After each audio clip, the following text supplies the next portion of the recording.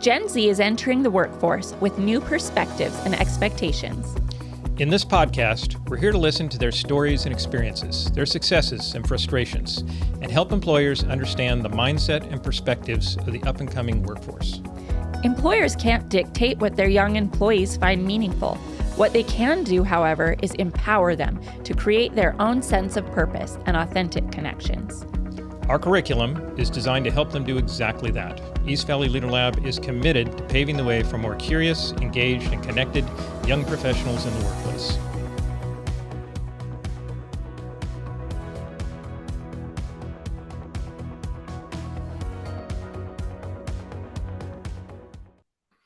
Hello, I'm Tim Eskew. This is Amanda Stradling. We are East Valley Leader Lab, and this is our podcast, Mind and Body at Work. If our content resonates with you, we hope you'll click on the link in our show notes for a description of our newest offer, Helping Gen Z Thrive at Work. As always, please like, share, and subscribe to our YouTube channel or wherever it is that you get your podcasts. Today, we are very excited to have as our guest, Dr. Chloe Carmichael, aka Dr. Chloe. Maybe our first celebrity. And we're very happy to have her.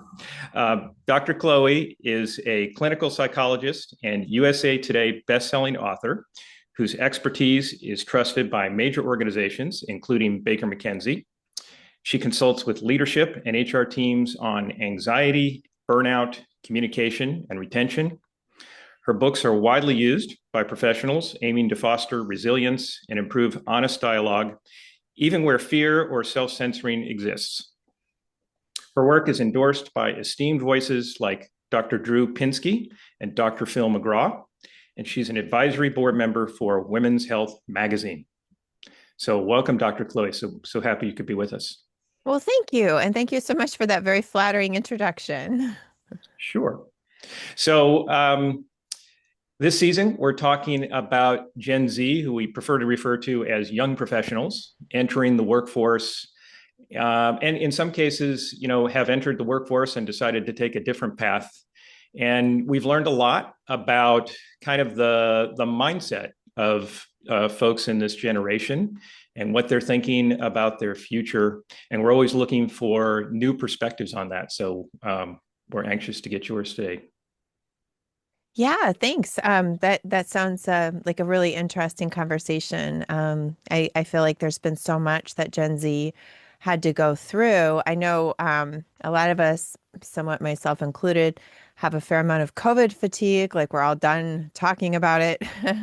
At the same time, I do think it's important to understand that a lot of Gen Z was doing, their super formative years of, college or their very first couple of years in the workforce, either were remote due to COVID or the office was just experimenting with remote even after COVID. And so they were kind of not getting as much face time and learning by osmosis as you and I probably got in our early days. Oh, absolutely. Yeah, I think that their experience is so different, and it's been a really wonderful journey with this season of our podcast, hearing all of their different stories, and they have faced some unique challenges. I want to circle back and start with kind of your story and how you chose the field of psychology and developed your practice, and then maybe we can tie it into how it can confront some of their unique problems. Yeah, sure. So I was a yoga teacher before I was a psychologist, and I was teaching yoga in New York City, teaching individual lessons.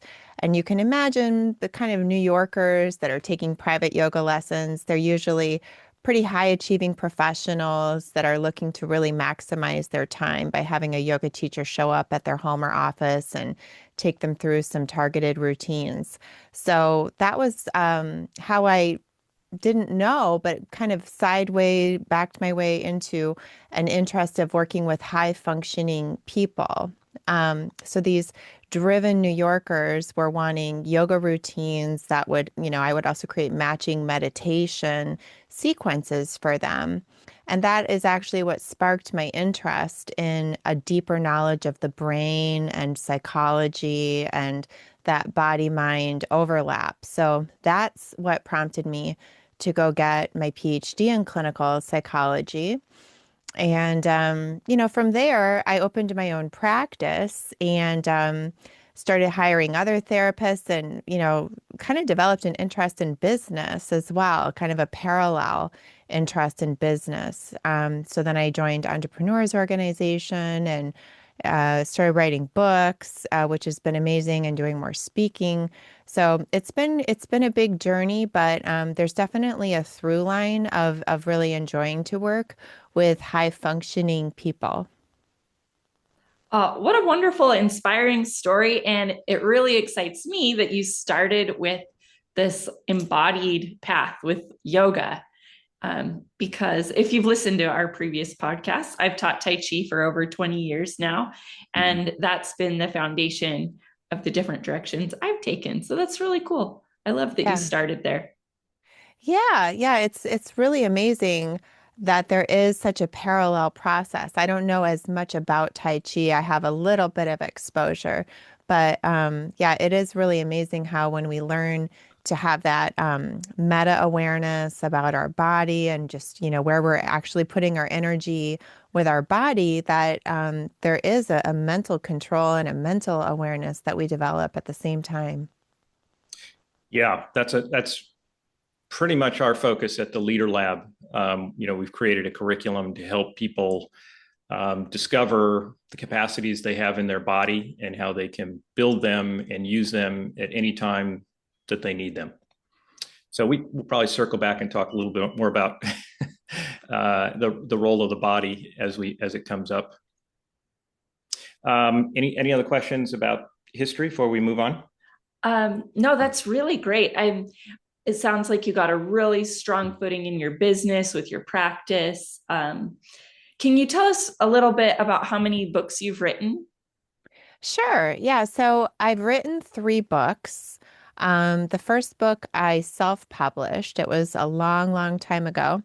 And the second book um, was published by Macmillan, Nervous Energy, Harness the Power of Your Anxiety. That book is actually now in 5 languages, which is exciting. I actually have the simplified Chinese copy here. Oh, And Oh, that's so awesome. cool. yeah, and then anyway, I'm packing up my office because I'm moving, but yeah, I've got the book in a whole bunch of languages. And then the brand new book, which is right here, the one that was endorsed by Dr. Phil, is called Can I Say That? Why Free Speech Matters and How to Use It Fearlessly. And I wrote that book because I felt like there was a lot of issues of cancel culture, and some of it I think is actually connected with Gen Z. I think, growing up with a lot of social media, there's just a lot of room there for being influenced, as well as being afraid of putting yourself out there and having something kind of live forever online, or that, a lot of reasons why. But basically, the book is trying to help people understand that while it sometimes feels like a risk to speak up and to be authentic, there's also a lot of risks to repression, suppression, and denial of just constantly, stuffing down what you really think. And I think it's a challenge because one of the things I learned while I was writing the book is that at the same time period that concerns about cancel culture began to skyrocket, in parallel, searches on Google for how to be authentic also skyrocketed.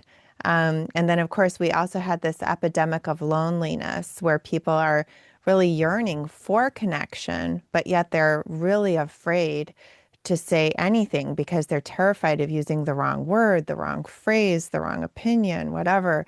So the book is explaining about the cognitive, emotional, and social benefits of, freedom of expression, as well as techniques on how to speak up and how to make sure other people are comfortable speaking up around you.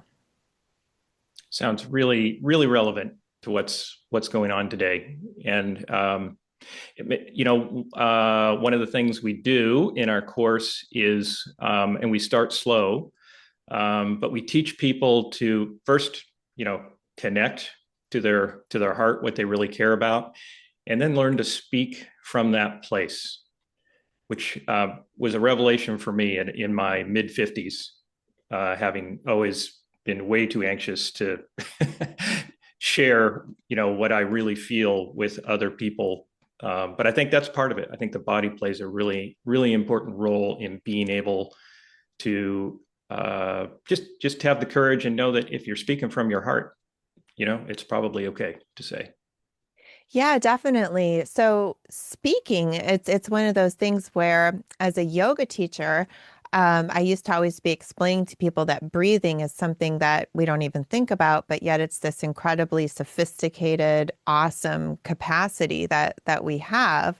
And now I want people to understand the same thing is also true about speaking. So, we have these unique regions of our brain that are specifically, one is specifically for speaking, and one is specifically for comprehending language. It's literally, part of our DNA. We're literally built to do it. And so, to your point, Tim, when people stifle themselves and they don't allow themselves to really communicate authentically, it's almost like stepping on somebody's air hose or somebody stepping on their own air hose, Mm-hmm. because when we speak, it's literally, it promotes neural regulation. So, parts of our brain start to get agitated if we can't speak. And on the positive side, when we name our emotions and things like that, the brain actually calms down and our cortisol levels adjust. And we also experience what's called neural coupling, where your brain will literally get in sync with, like that old saying, like, oh, we're on the same wavelength, and Mm-hmm. it's true. People's brains literally do get in sync. And that's soothing to people. And it's a pro-social behavior. We're tribal animals. We're supposed to have that sense of feeling heard and communicating, even if we disagree, which I think is an interesting one, circling back to Gen Z in a way, because a lot of Gen Z, I think, has been done a disservice by being educated to believe that they need to have these safe spaces, which I want them. And then interestingly, then they're prone to feel threatened if they're not in a safe space, which is understandable because they've been told that that's desirable. But actually, I want people to understand that a true safe space is one that can actually withstand disagreement. Sometimes I feel like they've gotten this simplified idea, and it's not their fault. It's just what they've been told, that a safe space is one where nobody's going to say anything that, quote, triggers you. Whereas, again, a true safe space, I want them to understand, is one where we can have a diversity of opinions. Yep. Yeah.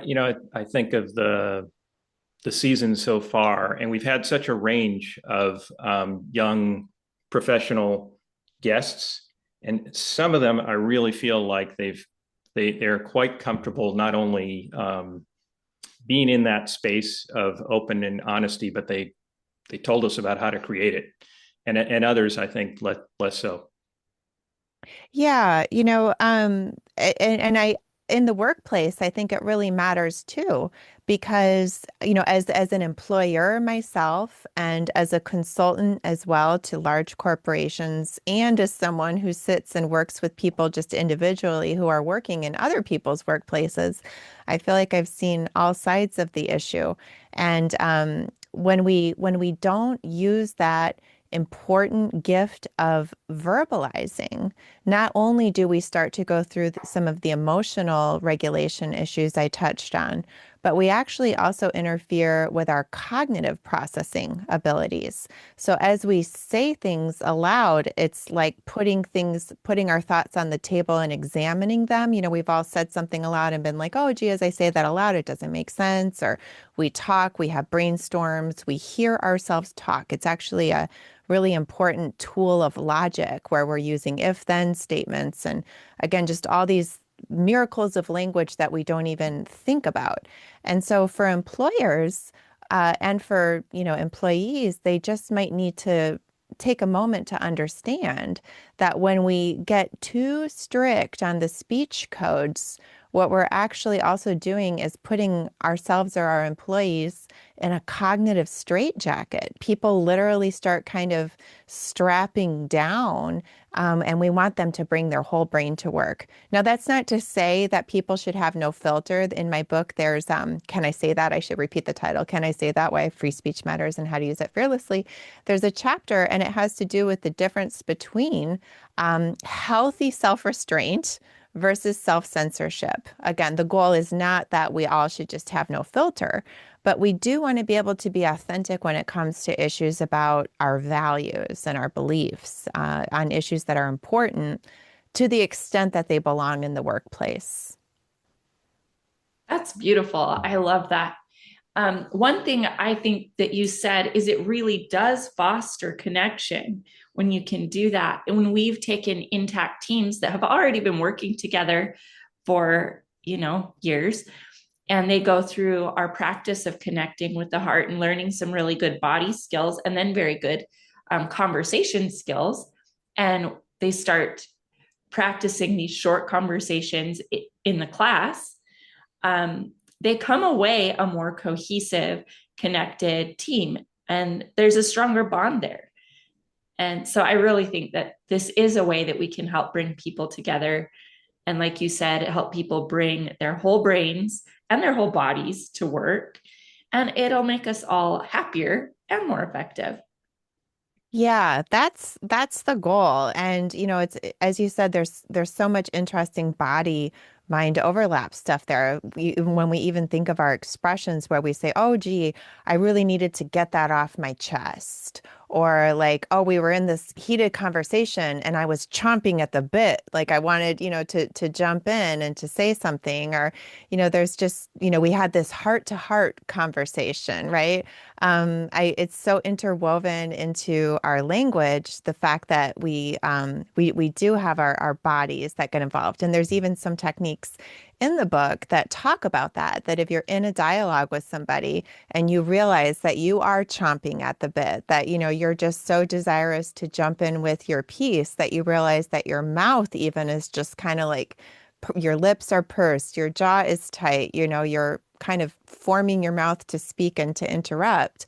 There's just some exercises, where first, of course, you congratulate yourself on the awareness that you're in that space, because otherwise some people, they just kind of want to beat themselves up about that to the point where it becomes so shameful that they don't even want to acknowledge it.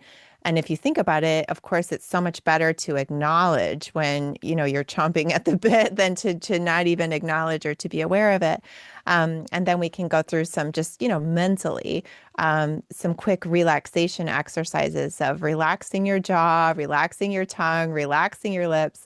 And then it actually cues your brain to be less in the speaking mode and more in the, passive receptive mode, which is good when you're listening to another person. Absolutely. Conversation is a whole body sport. That's something we say Yeah, a lot in our I like classes. that. So we've talked a little bit about where this younger generation is coming from, some of the influences on them. Let's talk about the organizations that they're entering into just a little bit. We're curious, in your experience working in different organizations, how would you say work demands have changed, or have you seen any change in work demands through your career working with organizations? Yeah, I think there's been kind of an arc with remote work. So I think at one point, organizations were super excited about remote, and now they're starting to have this, back to the office culture, which I think is interesting for Gen Z because they haven't necessarily known how to behave in an office, how to dress for an office, how to interact within an office environment. It's just different, right? And then there's also, I think, an important factor in workplaces now when it comes especially to Gen Z is AI. Because, whether it be in the legal profession or finance, a lot of the ways that younger incoming workforces would get trained is by coming in and doing some of the very, menial work so that they could just do something very simple, but be gaining exposure and osmosis to like just all the ABCs of the office and, bit by bit building relationships with the uppers, the partners. And now that we have AI to do a lot of that stuff, I do think it puts a burden on the younger force because they don't have the experience and the knowledge necessarily to do anything super useful on a contribution level yet. And then yet AI is stepping in to do a lot of the stuff that they used to do. So the skill that I think is most important for them these days, again, going back here, is the conversation issue, is the body language issue, is, how much they can connect with people, how coachable are they? Do they know how to put themselves out there in the office environment in a way that feels persistent? But yet not intrusive, right? There's such a fine line there. And I've noticed some of them as well. Some of the work I do with law firms with younger associates is helping them to learn how to approach partners for work and not take it personally if the partner never responds, right? I've noticed that younger associates tend to take that one of two ways. Either the partner doesn't respond and they say, "Oh, I'm so stupid. I never should have tried that. I must look like an idiot." Or they say, "Well, who does he think he is? That was really unprofessional." And like they kind of like get a bee in their bonnet about it. And so I'm trying to help them oftentimes to just find the sweet spot of saying, you know what? In 15 years, when you're a partner, you might not respond right away either to like every associate that like emails you. So we have to learn how to like maybe put together a schedule, send a weekly email to like, stay on top of them, but not be intrusive and to not take it personally. And you didn't do anything wrong for emailing him, but he didn't do anything wrong either by not, responding. So it's a balance. Yeah, I think we've heard in talking to young folks, one of the patterns is, some frustration when they feel like they've got a contribution to make, and maybe they're naive. Sometimes they probably do. They often feel like there isn't a respect for what they could do to, really get something accomplished right now, to maybe try something different than the way they've been doing it. And of course, it always comes back to a conversation of balance, right, and respect of each other. And we've had some people talk about how the leadership and the management in the workplace, of course, needs to meet halfway to some extent, right? They need to acknowledge that these people are coming from a little bit different background. And anyway, there's no obvious solution, but that seems to be one of the tension points, right? Is how quickly can they come in and make a contribution, and how do we manage that transition? Mm-hmm. Yeah. I mean, it's wonderful, of course, that they want to come in and make a contribution, right? That they care and that they want to put themselves out there. Um, at the same time, again, there can be a sense of entitlement to say, like, well, what I view as a contribution must be viewed and received by everybody else here as a contribution, right? Yeah. So, again, it's there's everybody seems there. It's hard to find somebody who's exactly in the right spot. So I just always try to tell people it's fine. Like you're probably not in exactly the right spot, and that's fine. The goal is just to learn which side you probably need to push yourself on more. Do you need to push yourself to like speak up a little bit more? Or do you need to learn to push yourself to, listen a little bit better? And one of the things I found, when I was writing this book, Can I Say That? Was that sometimes it's even domain specific. There might even be certain domains of, even for me in my life, or where dynamics where I need to learn how to just listen better. And then there's other domains where I need to learn how to speak up. So sometimes Yeah. it's even just developing that awareness and curiosity about yourself of trying to figure out, is this a time when I should press a little harder? Or is this a time when I should be a little bit more deferential? like both are appropriate in different situations. That's wonderful. I remember when I first got a job in an office, I was still a teenager, probably like 19. Um, and I remember carrying a lot of anxiety in my body every day to work with all of these people I considered a lot more experienced and grown up than me, and not knowing when to speak up. And yeah, just feeling pretty anxious. But one morning a week, I got to come in an hour late because I had a Tai Chi class that I taught. And when I came in regulated those days and more calm, um, those days I was able to turn up the volume a little bit on speaking up and my contributions. And that helped me really start to connect with that work group and start to be more productive. So I think having a regulated nervous system and a embodied practice is something that can really help empower Gen Z to be So able to true. have the awareness to judge when they need to listen more or speak more. I think that's a great point. Making sure that people do have time for that, exercise and self-care. That's one of the things I also encourage Gen Z or, people in general, but especially with younger generations that are entering the workforce and thinking, one of the nice things about them is that they have an openness to saying, okay, well, what are my habits? How am I going to kind of start off this school year, so to speak? And it can be helpful, I think, for them to, just like you did naturally, to schedule their workouts, to schedule a standing Sunday brunch or whatever, so that they have built in and automated into their schedule that physical regulation, that social regulation, and understanding. Like I always tell them, just expect that 50% of the time work's going to get in the way and you're going to have to cancel your plans, and don't get in a huff about it. But at least you have this in your calendar as a placeholder. And then if you do have to reschedule it, at least that that happened and that you need to do that.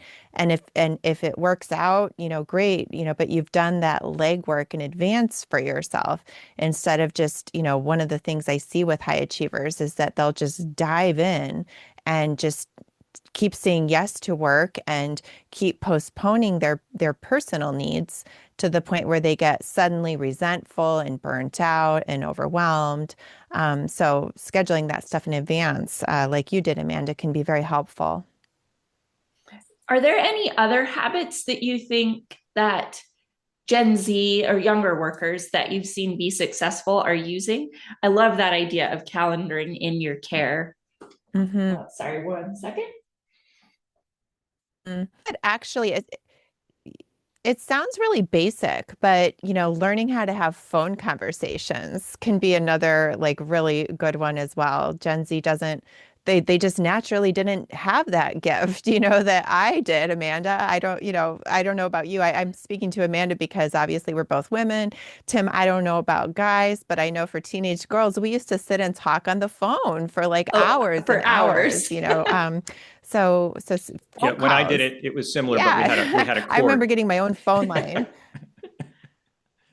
Okay. Yeah. I mean, Yeah. I did too. So, anyway, yeah, that I think, even just learning how to like practice having phone calls, with friends or, friendly work colleagues or whatever, just getting used to that. I know it sounds silly, but, t taking some vocal training can help sometimes as well. One of the Interesting. things that I've heard a lot of employers, complain about like the Gen Z vocal pattern. Mm. And so they don't even know it. They don't even know it, but they're coming across in a certain way that just isn't going to serve them well in a professional environment. And so there's even some apps that you can get if you were to, just go into the Google Play Store or the iTunes App Store and just say, vocal training, AI vocal training, or even sometimes if you go to your workplace, oftentimes they're thrilled if you go to the HR department and you say, I'm wondering if you guys would put me just checking if you have a coaching program available. I want to talk about the way I come across vocally when I'm communicating. I'd like to grow in that area, or even to ask your manager at work to say, I'm thinking about working with a coach to develop myself professionally. Can you give me 2 or 3 things that you think I should target with my coach? Because I might not even be aware of where I need to grow. Generally speaking, that's, music to a manager's ears when Mm. when an employee shows up with that kind of coachability. Yeah, that's great. That's a suggestion and an offer that we haven't hasn't come up on the show. That's great. And this is going so well, and time is flying so fast. There's a topic I want to make sure that we get to, that we have time for. If you don't mind me Yeah, jump interjecting. around. So you talk about bridging the gap between the stories we inherit and how we relate at work today. And we're interested in your take on that, because we also talk in our work about the stories behind how we show up. So tell us a little bit about how you apply that. Sure. I mean, I think it's helpful for people when they are going into a workplace, as you said, to think about the stories that they inherit. So for example, when I say authority figure, what are the first 5 words that come to mind for you, right? And I don't mean, Tim, that you have to answer me that question personally, but I just mean it's an interesting question for people to ask themselves. And then to take an inventory of like, okay, well, I think of overbearing, I think of afraid, or, whatever it is that comes to mind.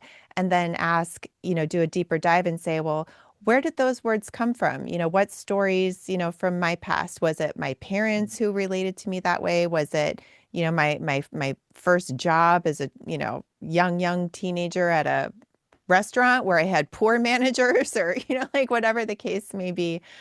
So to think about that, or maybe even to think, what do I think are the qualities I bring to the table in the workplace, and what would be some of the liabilities that I bring to the table in the workplace, and then again to ask, where do I get those ideas? Do I get the idea that like I'm a slow learner, or that I'm scattered? Where do I get those ideas from? And they very well may even be true. It's not, the idea isn't to say, well, we're going to trace down the origins so that we can dispel them, even though that might be true. We might discover, oh yeah, I'm getting that from a place that I can't even trust. But even if it is true, it's still just helpful to understand the context of what it's going to mean to confront that issue in the workplace. Yeah, that's fantastic. We do a lot of that too, because I think just the awareness and the questioning is so valuable in the process. Even if you don't rewrite the whole story, you can perhaps apply it in a new and more useful way. And you can hold it with a little bit more flexibility as well. Like, is there new information that I've received, rather than that old information, that might just redirect that story a little bit, or help me reframe it in a broader, more useful perspective? Totally. Absolutely. And what you're also doing there, Amanda, is you're also taking ownership of that story, of that need, so that, you're not even saying anymore like, well, I guess I just know I have to be more organized because my overbearing, so and so used to always yell that at me, to I've been given that feedback throughout my life and I've decided now is my time that I'm going to do something about it. It's a different sort of ownership. Is there a simple example? Because we talk in these frames and you talk in these frames, but our audience, this is probably something new. What's this about our stories? Is there an example from yourself or from a client you can think of, a simple one, where they discovered this story that gave them this context? Sure. So just, as an example, there's many clients I think can relate to the idea, and especially people pleaser type clients, can relate to the idea that, whether through their parents or through high school, the way to succeed was to have a very deferential attitude and to pretty much do what they were told and to not necessarily, challenge very much. And that might have been 100% accurate with that person's particular parents, or even in high school and college somewhat, where your role as a student really is more to just demonstrate that you are learning what you're supposed to learn and able to do what it says on the syllabus. But then to understand, well, I have this story of having had quite a lot of success with this. Like I was a valedictorian and, I was, always did well. My parents always said what a great kid I was or whatever. But now here I am in the workplace, and that same deferential attitude is making me come across as bland. And it's making me come across as, somebody that doesn't seem to have a lot of initiative. And so therefore, I don't want to alienate that part of myself. I want to thank that part of myself, recognize the good things there. I'm not getting rid of it, but I do want to add to it, say, a new part of myself that is the idea person, that always makes sure that I, come up with at least 3 ideas a week or, whatever the case may be. So yeah, that's just an example, as you said, of how somebody can have a narrative throughout their life that may have even been true and may even have served them, but they're just coming to a place where they realize it's time to grow.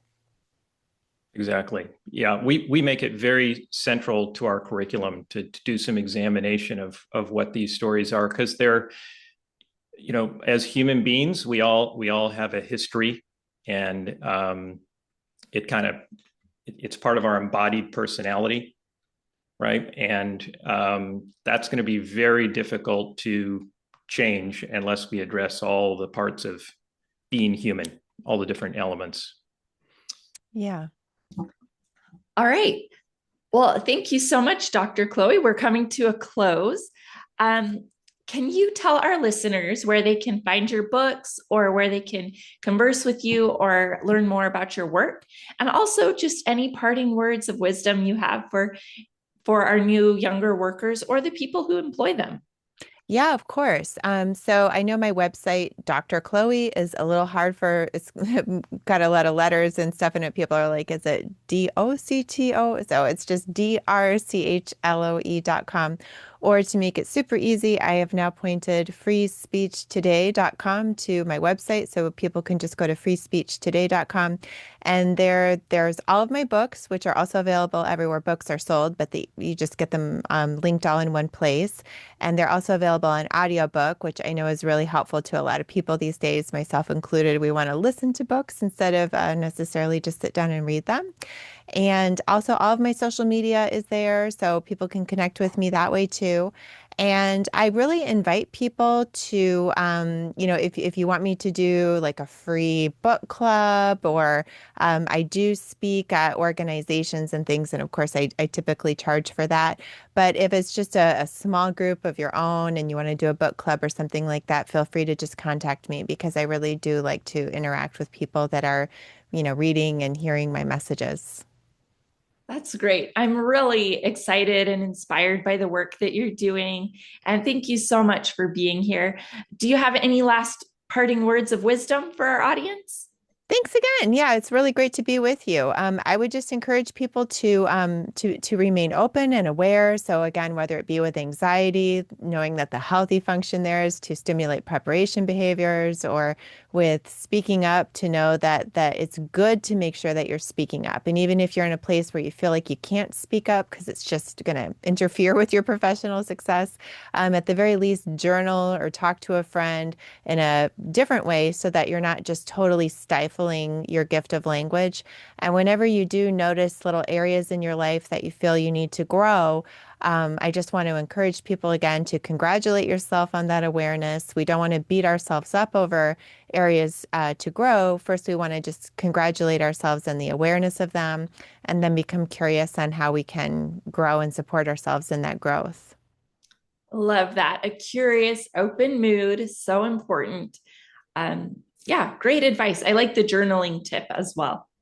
Well, thank you so much, both of you. It's really been a pleasure. Thanks again. We really appreciate you sharing your expertise with us, Dr. Chloe. It was a great conversation from our perspective. Anytime. And we want to thank our listeners. We'll see you again next time on Mind and Body at Work. And as we always say, be well and keep moving. Thanks. Bye. Bye. That was good. That was great. Good.